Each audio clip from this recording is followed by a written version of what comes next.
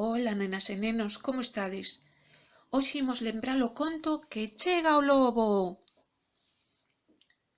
Dunha vez, no medio do bosque, entre as árbores, había unha casa, preciosa.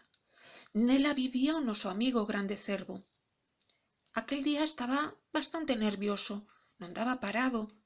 Subía continuamente á xanela a mirar que pasaba no bosque a través dela.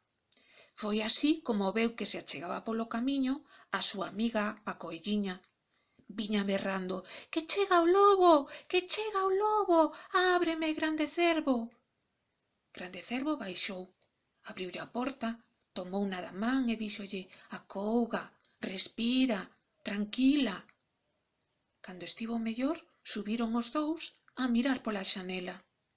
E desde alí viron como se achegaba unha amiga, a porquiña, pero tamén viña berrando: «Que chega o lobo! Que chega o lobo! Ábreme, grande cervo!» Grande cervo foi correndo á porta, abriulle, deulle un vaso de auga porque traía moita sede de tanto correr. E así que se recuperou, convidouna a acompañalos na xanela, e alí estaban os tres mirando atentamente. E viron como se achegaba o amigo oso. Tamén viña berrando: «Que chega o lobo! Chega o lobo!» Alá foi outra vez grande cervo a abrirlle a porta. Deulle unha aperta grande, grande para tranquilizalo.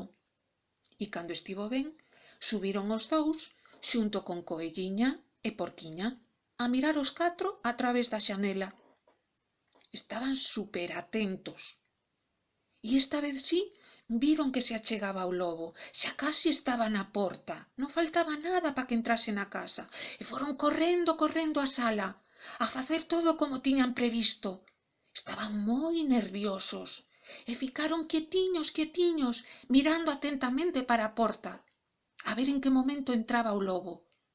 E xusto cando entrou pola porta, «Sorpresa! Parabéns para ti, nesta data querida, moitas felicidades, moitos anos de vida.